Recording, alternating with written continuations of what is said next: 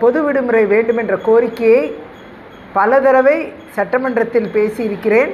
தொடர்ந்து இப்பொழுதும் அதற்குண்டான கோரிக்கையை முன்வைக்கிறேன்.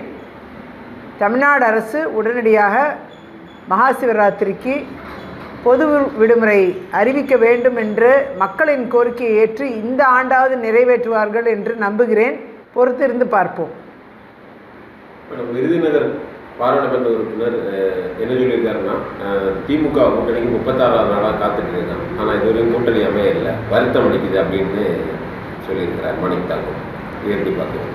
திமுக கூட்டணியில் மிகப்பெரிய விரிசல் விழுந்திருப்பதை நாம் பார்க்க முடிந்த ஒன்று. அந்த அளவில் காங்கிரஸ் திமுக கூட்டணியிலிருந்து 90% காங்கிரஸ் மக்கள் வெளியேற வேண்டும் என்ற கோரிக்கையை முன்வைத்து வருகிறார்கள். அந்த அடிப்படையில் திமுகவும் அதன் குழுவை அமைக்காமல் தற்பொழுது கூட்டணியில் காங்கிரஸ் இடம்பெற வேண்டுமா வேண்டாமா என்ற சர்ச்சையில் ஈடுபட்டிருப்பதாக தெரிகிறது. ஆகையால் அந்த கூட்டணியில் ஒரு சலசலப்பு ஏற்பட்டிருக்கிறது என்பதில் இருவேறு கருத்து இல்லை. அதே நேரம் இந்த இரண்டு கட்சிகள் மத்தியில் ஒரு மிகப்பெரிய விரிசல் ஏற்பட்டிருப்பதை பார்க்க முடிகிறது. இணைந்து பயணிப்பதில் சிரமம் இருப்பதையும் பார்க்க முடிகிறது. ஆகையால் பிரிந்து செல்ல வேண்டிய கட்டாயம் இருக்கும் என்று நான் நினைக்கிறேன். ராமதாஸ் அவரும் நம்ம ராமதாஸ் திமுக கூட்டணிக்கு வரதை வழிவிடுங்க, அதை ஏற்றுக்கொள்ளுங்க அப்படின்னு செல்வபெருந்தை சொல்லியிருக்காங்க. இதை பற்றி திரு ராமதாஸ் அவர்கள் கூட்டணிக்கு வர வேண்டும் என்று காங்கிரஸ் கட்சி தலைவர் சொல்லுகிறார். ஆனால் திமுக கூட்டணிக்குள் ராமதாஸ் அவர்கள் வருவதென்றால் விடுதலை சிறுத்தை கட்சி வெளியிலே சென்று விடுவோம் என்று திரு திருமாவளவன் அவர்கள் தெளிவான கருத்தை சொல்லியிருக்கிறார். அப்படி இருக்கும் பொழுது எனக்கு தெரிந்து இரண்டு கட்சிகள் ஒரு உரையில் இருக்க வாய்ப்பு இல்லை.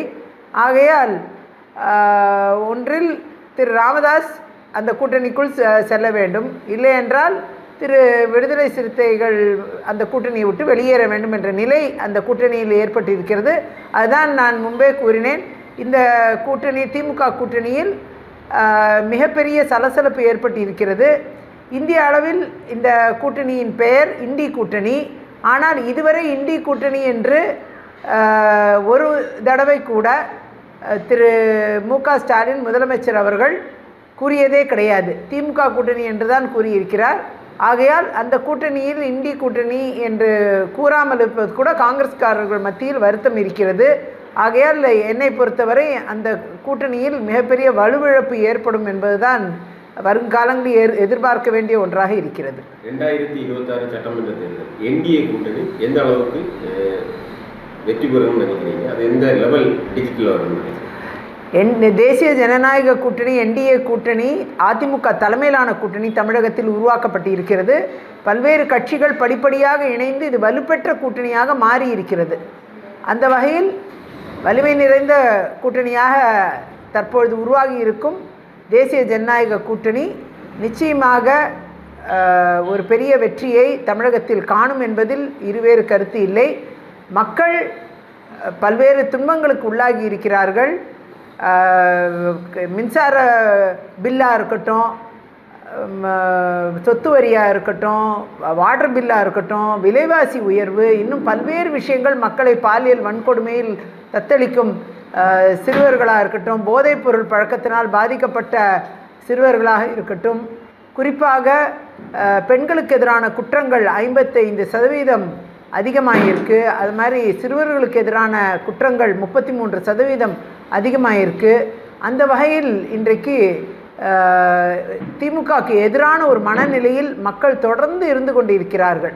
அந்த வகையில் நிச்சயமாக எதிர்த்தரப்பில் உருவாகி இருக்கும் தேசிய ஜனநாயக கூட்டணி அதிமுக தலைமையிலான கூட்டணி நிச்சயமாக வெற்றி பெறுவதற்கான எல்லா சாத்தியக்கூறுகளும் இருக்கிறது. மக்களுக்கு தேவையானதை 31 ஆண்டு காலம் அதிமுக கட்சி நிறைவேற்றி இருக்கிறது தமிழகத்தில்.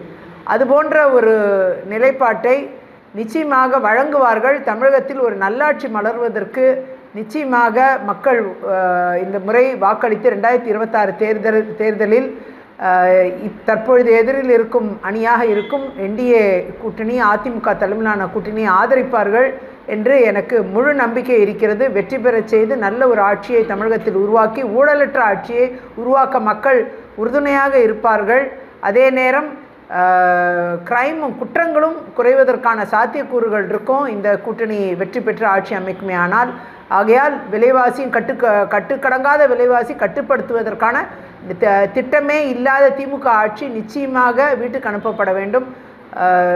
அதிமுக தலைமையிலான கூட்டணி ஆட்சி அமைக்குமே ஆனால் நிச்சயமாக சாலைகளிலிருந்து எல்லாமே சிறப்பாக போடப்படும். மத்தியிலிருந்து நிதிகள் முறையே பெறப்பட்டு இந்த டபுள் இன்ஜின் சர்க்கார் என்று சொல்லக்கூடிய வகையில் இணக்கமான ஒரு ஆட்சி, மத்தியிலும் மாநிலத்திலும் இணக்கமான ஒரு ஆட்சியை வழங்கக்கூடிய இடத்தில் என்டிஏ கூட்டணி அதிமுக தலைமையிலான அரசு என்பது அமையும் என்பதில் எனக்கு ஆழமான கருத்து உள்ளது.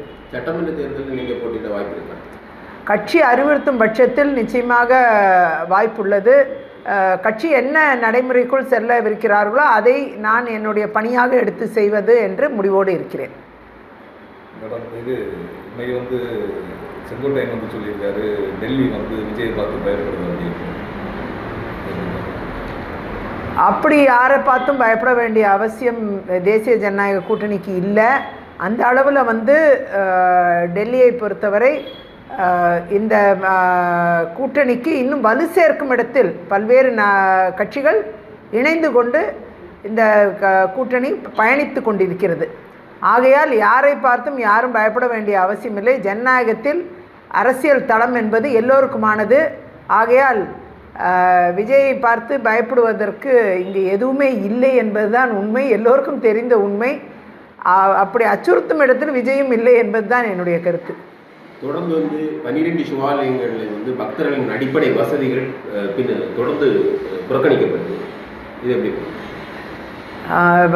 12 சிவாலயங்களை மக்கள் தற்பொழுது சிவாலய ஓட்டமாக இந்த மகா சிவராத்திரிக்கு நடக்கவிருக்கிறார்கள்.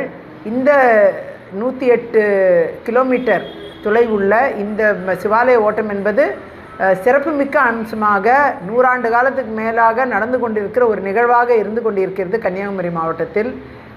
குறிப்பாக இதற்குண்டான அடிப்படை வசதிகள் பல்வேறு தலங்களில், கோவில் தலங்களில் சரியாக இல்லை என்ற குற்றச்சாட்டு எழுந்துள்ளது.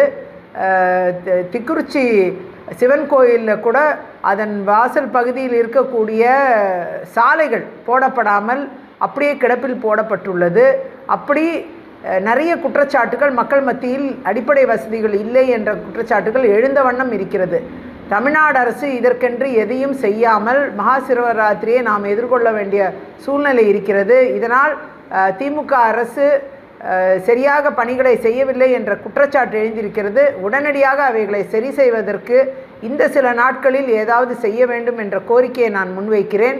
திக்குறிச்சி கோயிலில் உள்ள அந்த ரோடையும் போட்டு முடிக்கணும். இன்னும் பல்வேறு சிவன் ஆலயங்களில் நட்டாலம் போன்ற அனைத்து ஆலயங்களில் உள்ள சுற்றுவட்டார பகுதிகள் சுத்தமாக வைப்பது போன்ற பல்வேறு சுகாதார கேடுகளை நீக்குவது எல்லா பணிகளும் செய்து முடிக்க வேண்டிய சூழ்நிலை இருக்கிறது. அதையெல்லாம் விரைவில் தமிழக அரசு, மாவட்ட நிர்வாகம் செய்து முடிக்க வேண்டும் என்ற கோரிக்கையை முன்வைக்கிறேன்.